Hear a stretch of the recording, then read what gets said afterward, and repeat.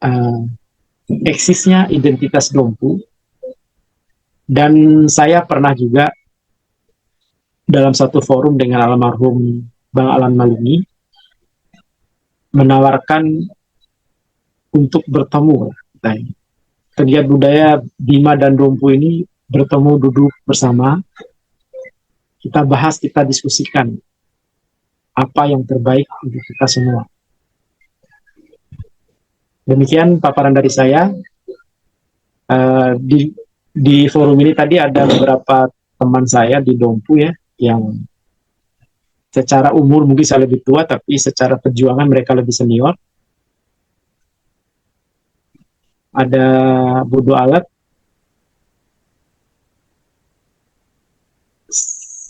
Bang Sahudin Abi, dan Mas, ada juga Pak Ustadz Faisal Ataho. Ini orang-orang yang jauh sebelum kami bergerak ini, beliau sudah bergerak duluan. Dan saya mungkin usul kepada para panitia bahwa setelah tanya jawab ini, kita buka forum seluas-luasnya kepada setiap peserta untuk menjadi pembicara, untuk bisa menjawab semua pertanyaan. Demikian. Wabillahi taufiq wal hidayah. Wassalamualaikum warahmatullahi wabarakatuh. Waalaikumsalam warahmatullahi wabarakatuh. Terima kasih Pak Adi. Selanjutnya kita masuk ke sesi diskusi secara terbuka. Kami persilahkan teman-teman yang ada di Zoom untuk bisa memberikan tanggapan atau mungkin tambahan informasi atau mungkin pertanyaan kepada narasumber. Izin ngobrol sebentar. Untuk Bang Ihsan Iskandar, kita dulu di Facebook sangat berdebat keras tentang dinamika.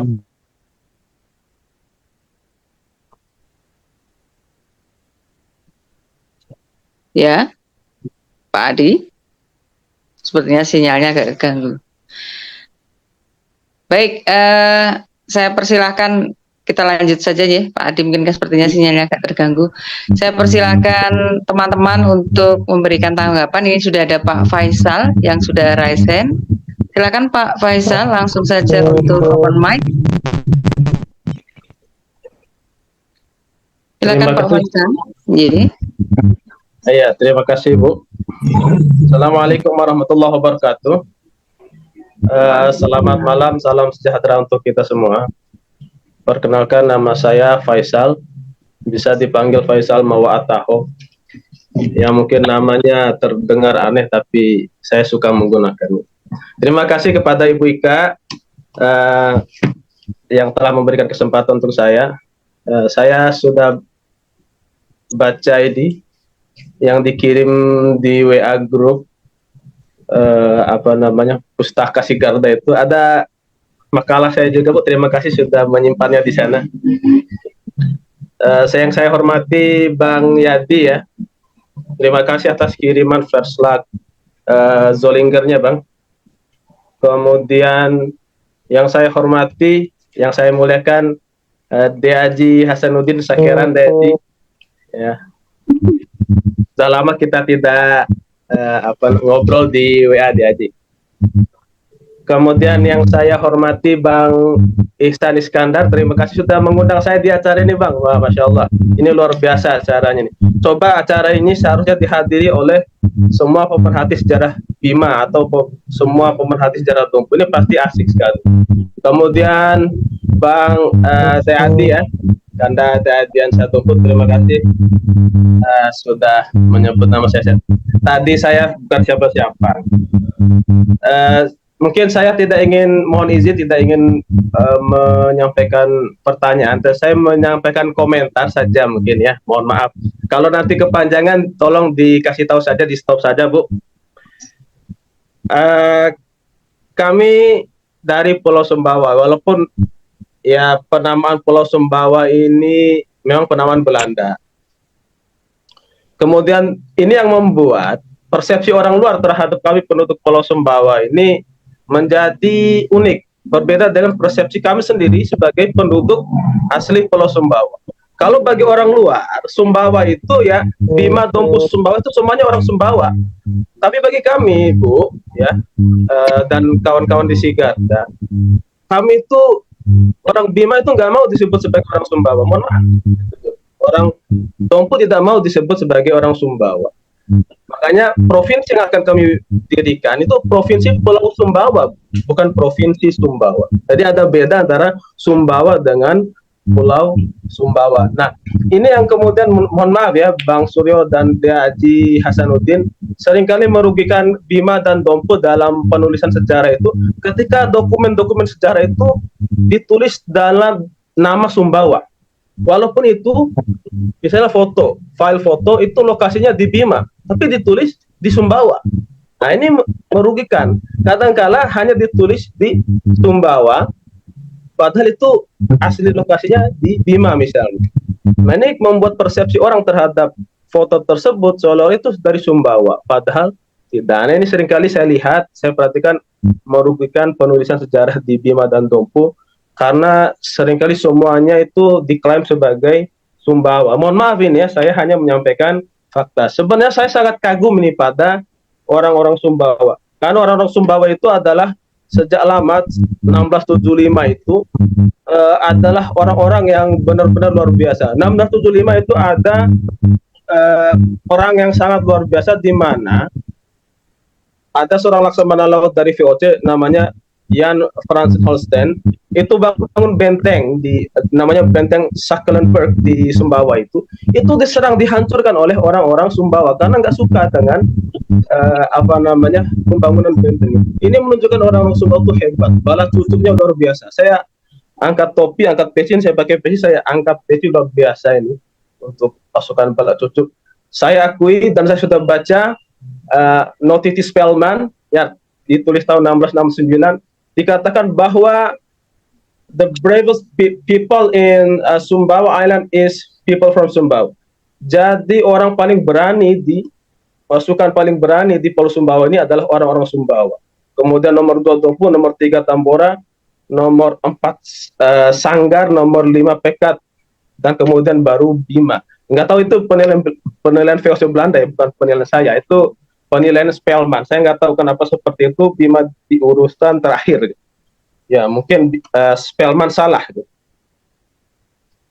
Nah, saya kemudian ingin mengomentari yang pertama, relasi antara Sumbawa dan Dompu. Saya lihat relasi antara Sumbawa dan Dompu ini mesra di awal, tapi kemudian penuh konflik di akhir. Padahal di awal-awal itu di zaman Sultan Samsudin.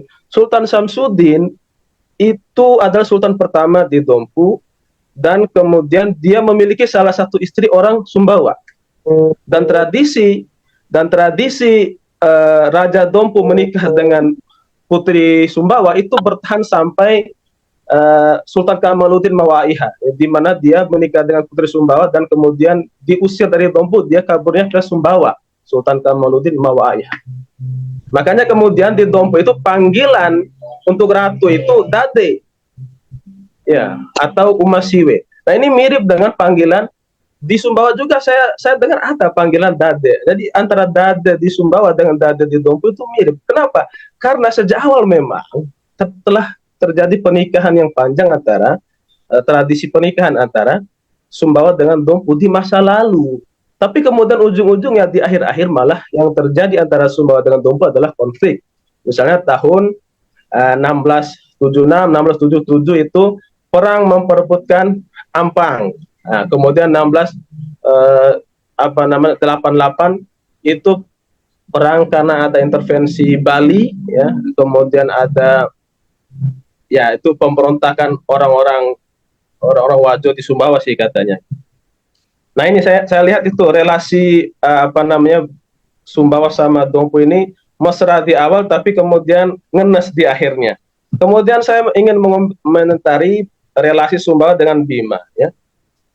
Ini mungkin kita sudah mengenal ada Sultanah Safiuddin menikah dengan Sultan Bima, Sultan Abdul Hamid, ya.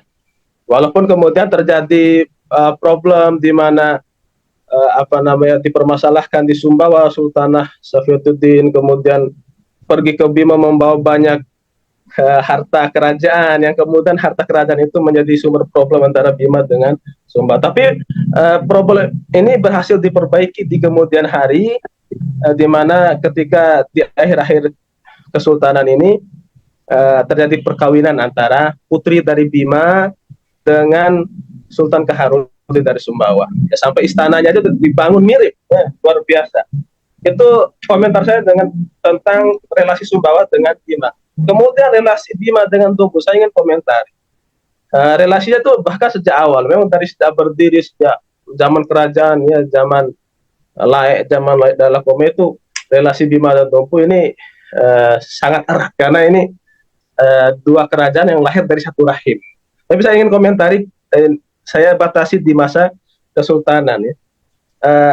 Di dalam sejarah Bima, ya, kita mengenal ada yang tokoh namanya Lakai, kemudian ada tokoh namanya Manurupata.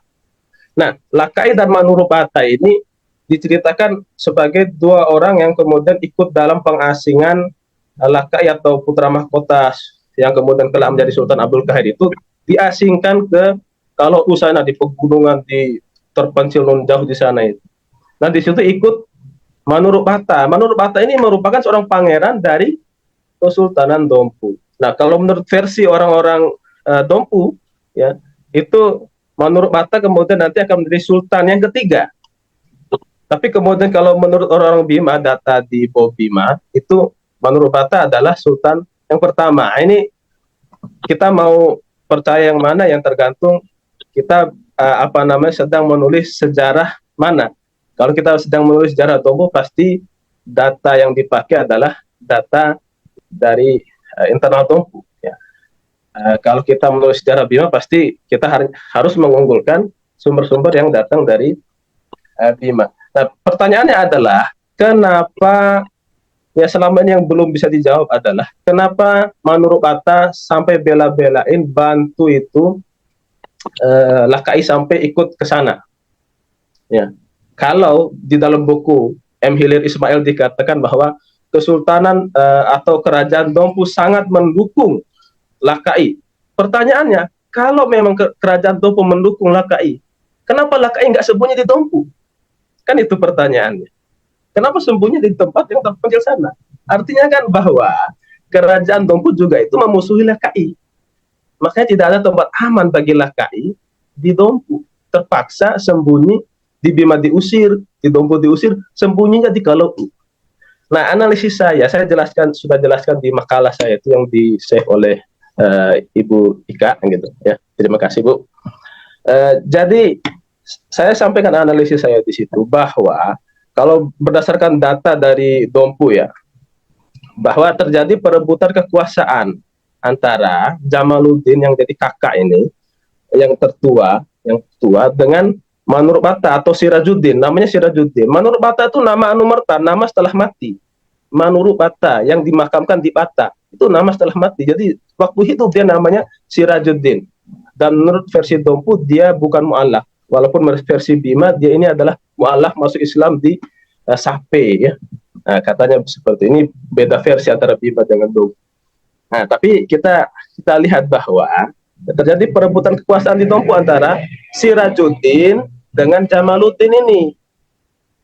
Tapi yang memenangkan tahta adalah Jamaluddin. Jamaluddin jadi raja, kemudian Sirajuddin diangkat sebagai apa istilahnya Perdana Menteri. Tapi kemudian konflik itu tetap berlanjut, akhirnya Sirajuddin memilih pergi ke Bima. Kenapa? Karena raja saat itu, ya, rumah bapaknya Lakai itu adalah paman dari Manurupata. Jadi antara Lakai dengan Manurupata ini masih sepupuan. Makanya dia berlindungnya di Bima. Tapi ketika Raja Mentawai Sawo dari Bima ini meninggal, kemudian tahta itu direbut oleh adiknya Mentawai PK. PK mau membunuh Lakai, akhirnya Lakai mengasingkan diri ke Teke, kemudian kabur lagi ke Kalohu. Nah, itu Manurupata atau Sirajuddin ini selalu ikut. Kenapa Sirajuddin harus ikut? Kenapa nggak pulang ke Dompu aja dia? Karena di Dompu dia juga nggak aman, sama-sama nggak aman dua orang ini. Makanya kemudian dua orang ini sepakat bersama Lembila, ya, kemudian ada tokoh juga namanya Bumijara Sapinoti yang keempat. Mereka sepakat untuk meminta bantuan dari Sultan Alauddin Goa, yang kemudian mereka itulah, ya, Sultan Goa itu mengirimkan pasukan yang awalnya itu meminta baik-baik agar Raja Tua, ya, yang kita sering sebut Salisi atau Sipeka itu diminta untuk masuk Islam awalnya. Ada catatan dari pendeta namanya Manuel Azevedo, itu mengatakan bahwa ketika Manuel Azevedo datang ke Salisi untuk menyebarkan Kristen, ternyata di Bima tahun 1618, itu catatan Manuel Azevedo dan Manuel Ferreira, itu dikatakan 1618 itu di saat yang sama Manuel Azevedo datang ke Bima di hadapan raja, mau mengkristenkan raja. Di saat itu juga ternyata ada dua dai dari yang bergaya Giri, katanya, seperti orang-orang yang berasal dari Giri. Ya, kalau menurut saya ini adalah orang-orang ini adalah Datuk Uri Bandang dan Datuk Uri Tiro, atau orang-orang yang dikirim dari Sultan Goa. Karena apa? Karena di Bali itu kan masih ada tuh lontar yang mengatakan bahwa Datuk Uri Bandang ini adalah lulusan dari Keraton Giri, pesantren di Giri itu masih ada. Saya pernah baca itu bahwa di Bali masih tersimpan lontar babat yang mengatakan bahwa Datuk Uri Bandang itu adalah murid dari Sunan Giri. Jadi datang itu mereka, diminta masuk Islam Raja Salisi, tapi nggak mau. Apa katanya? Saya sudah punya agama. Kalian terlambat, saya sudah punya agama. Karena dia agamanya apa saat itu? Kalau banyak orang mengatakan agamanya Salisi ini adalah agama Marafu, saya katakan tidak, dia ini Hindu. Dan banyak tanda-tanda bahwa, ya, sebelum kedatangan Islam, memang orang Bima itu menganut agama Hindu.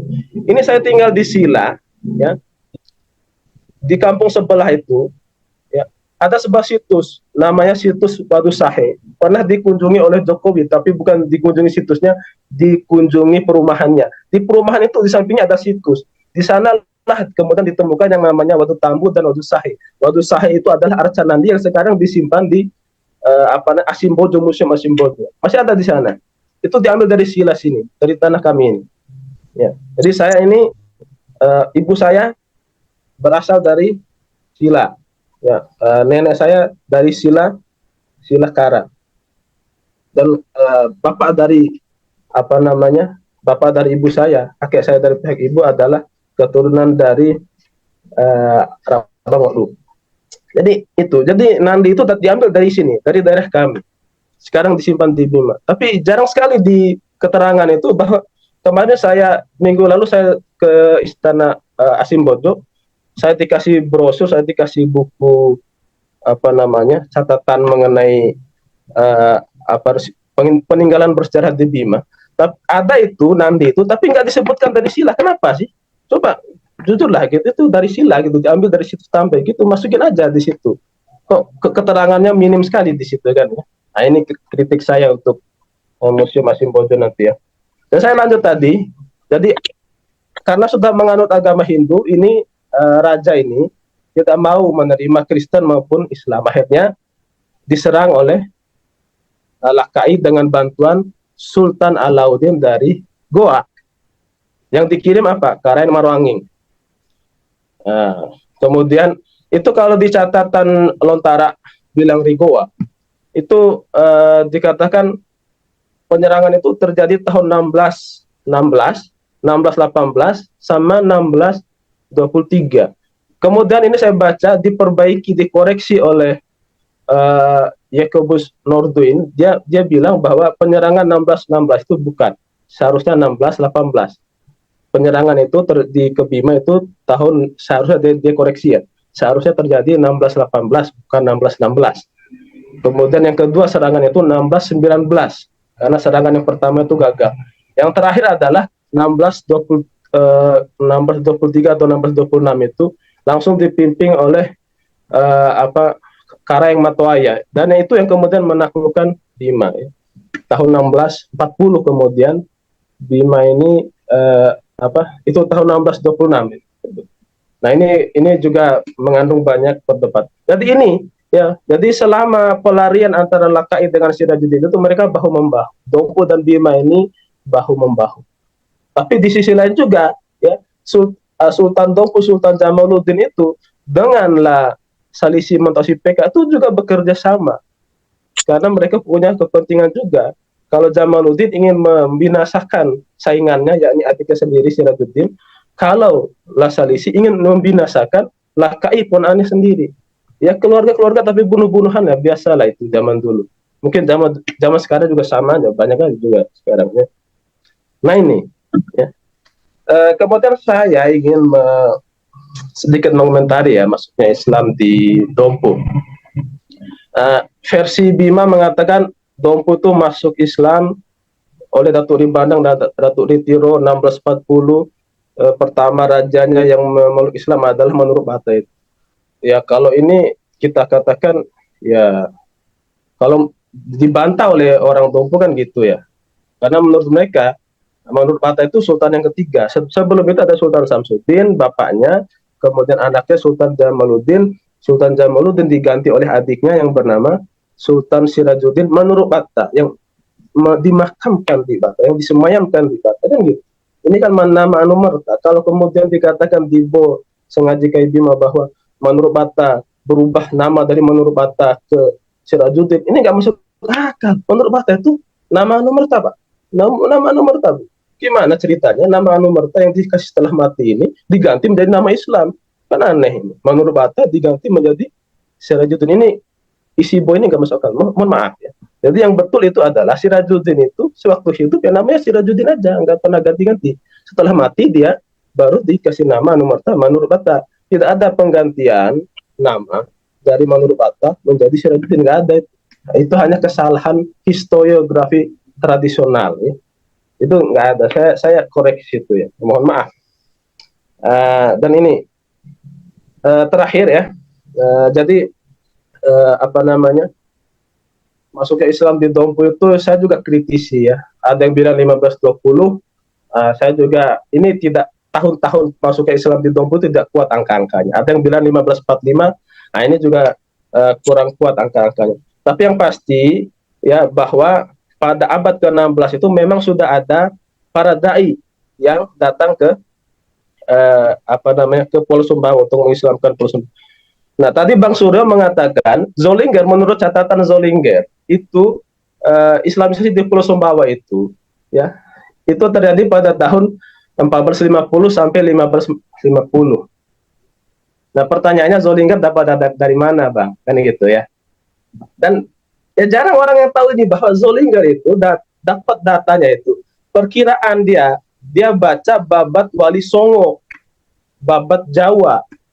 Di Babat Wali Songo itu ya kalau nggak salah Babat Wali Songo dikatakan bahwa ada seorang tokoh bernama Ali Murtolo atau Sayyid Ali Murtado atau Raden Santri. Raden Santri ini pernah datang ke Bima ya. Makanya dia digelari Pandita Bima atau apalah itu. Dia pernah datang ke Bima.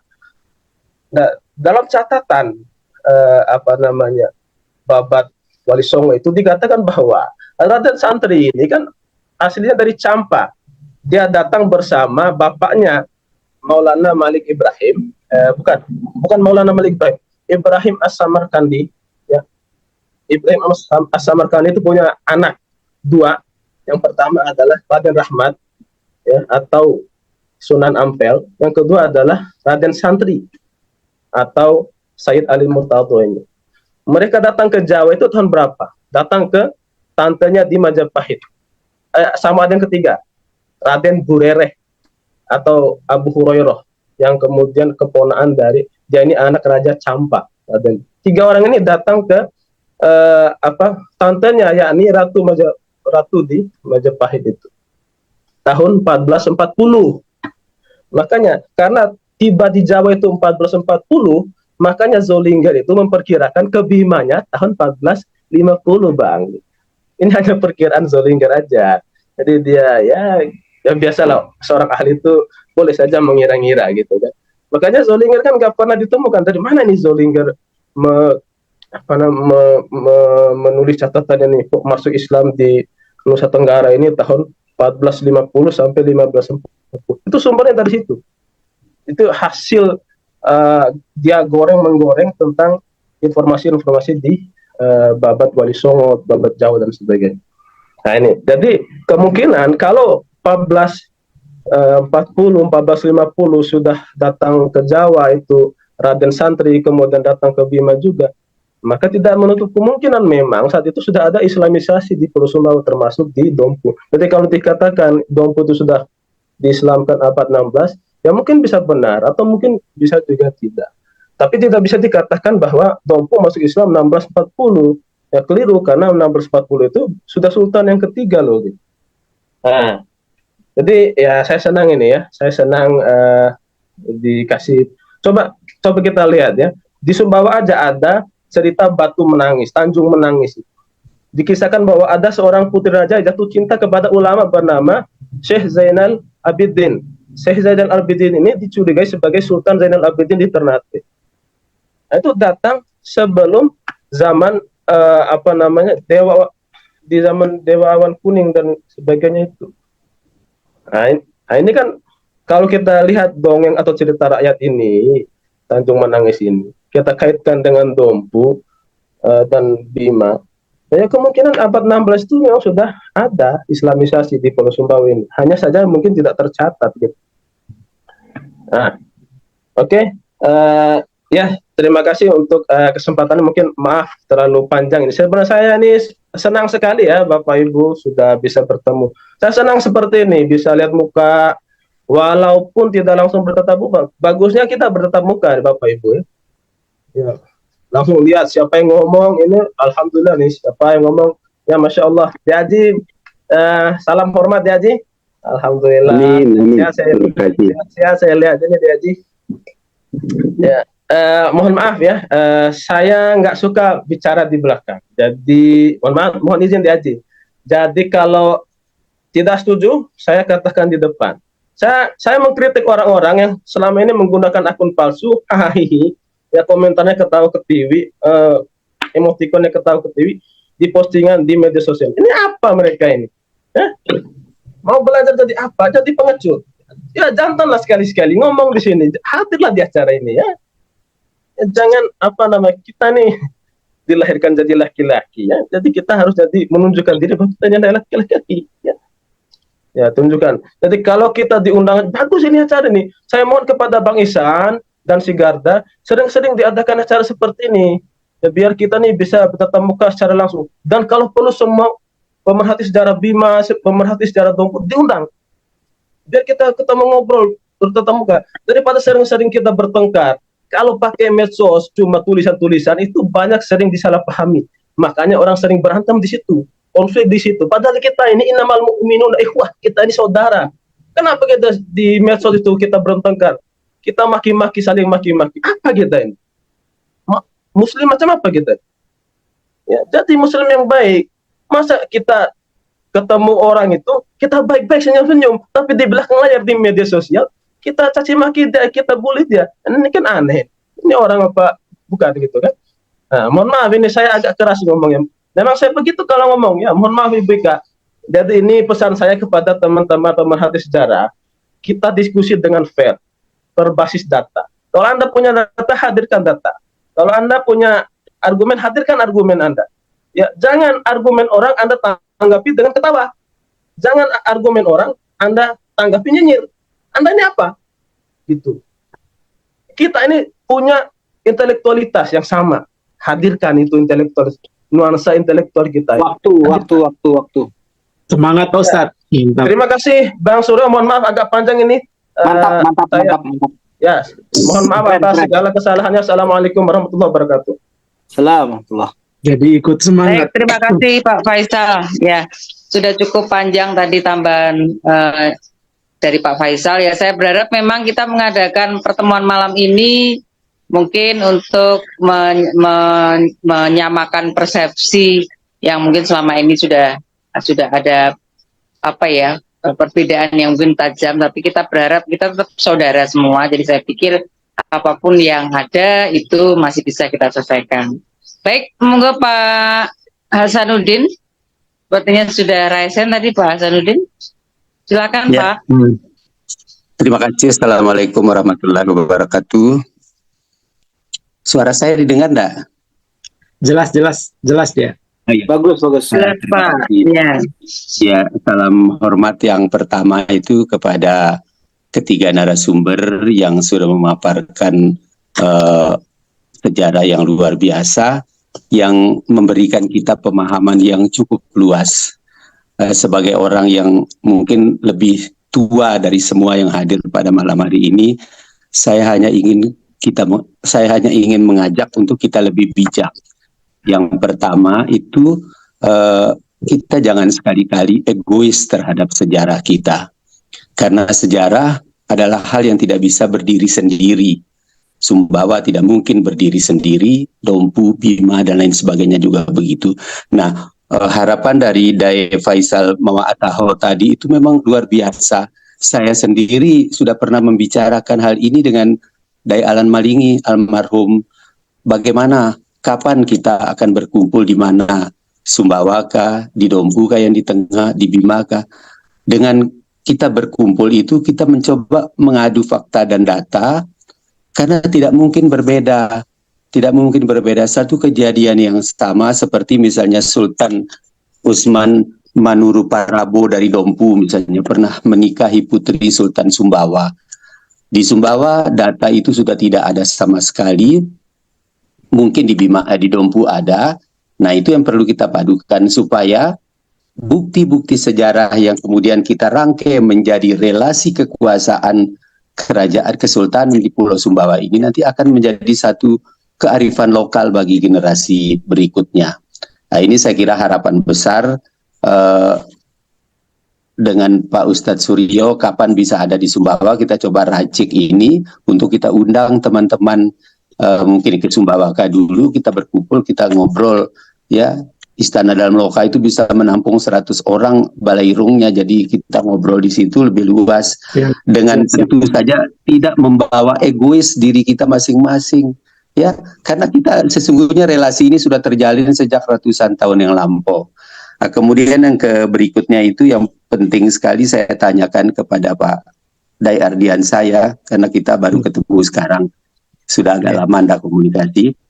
Di penjelasannya tadi dijelaskan bahwa sejak mergernya Kesultanan Dompu ke Bima itu kalau saya tidak salah tahun 1934, kemudian 1947 baru dibangkitkan kembali oleh Yang Mulia Paduka Sultan Muhammad Tajul Arifin. Nah, itu hanya 13 tahun Pak, belum terjadi satu generasi. Kalau kemudian identitas Dompu hilang, lantas kemana? Nah, itu perlu dipertanyakan, perlu digali kembali. Apakah Dompu sudah kehilangan jati dirinya sebelum merger, ataukah pada saat merger itu kan hanya 13 tahun. Jadi orang-orang tua kita masih ada, bahkan yang masih hidup mungkin sampai sekarang juga masih banyak. Saya kira itu perlu dikaji kembali. Saya setuju kalau kemudian, karena di dalam buku yang pernah saya posting dulu itu juga memang disebutkan dari 973 etnis di Indonesia yang terdapat di buku statistik Indonesia itu memang disebut di sana etnis Dompu, dan itu fakta, kita tidak bisa menafikan. Etnis Mbojo, etnis Samawa, etnis Dompu yang ada di Pulau Sumbawa. Itu saya kira teman-teman di Dompu perlu berjuang sangat keras ya untuk mencoba menghapus identitas Mbojo yang menutup Dompu itu sendiri. Meskipun ada budayawan ataupun ada pakar-pakar bahasa yang mengatakan bahwa kalau bahasanya sama maka dia satu etnis.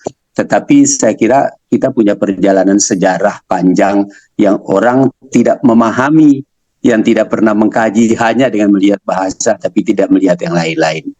Kemudian yang berikutnya itu saya tertarik sekali tadi dengan gelar. Kalau di tempat kami ini seperti Manuru Bata tadi itu adalah gelar yang diberikan ketika sudah wafat. Dai Faisal jangan menyebut mati untuk raja ya, jadi wafat atau mangkat supaya bahasanya pas untuk mereka yang kita muliakan. Jadi kalau di Sumbawa disebut dengan gelar kelengit. Lengit itu wafat. Jadi ada gelar Misalnya Dewa Lokaling Sampar, Dewa Ling Gunung Setia, itu sebutan untuk sultan-sultan yang sudah meninggal. Ya, Datu Apitai sebutan untuk Dewa Masmedi dan lain sebagainya. Nah, terakhir yang ingin saya sampaikan itu tentang Islam. Islam itu jauh lebih dulu masuk melalui masyarakat. Ya, jadi kalau di Dompu masuknya tahun 1640 ditolak, wajar, kita juga menolak. Karena Islam itu sudah masuk di awal abad ke-16 melalui ulama, melalui pedagang dan lain sebagainya, masuk ke masyarakat. Islamisasi istana itu baru dilaksanakan pasca penyerangan oleh Goa.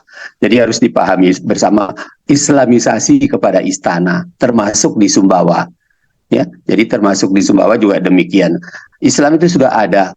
Kami punya Rebanaji. Rebanaji itu adalah bendungan tradisional yang dibangun tahun 1540-an. Sampai sekarang masih berfungsi sebagai sumber pengairan untuk daerah pertanian dari mulai Sumbawa ke arah selatan sampai ke ujung utara.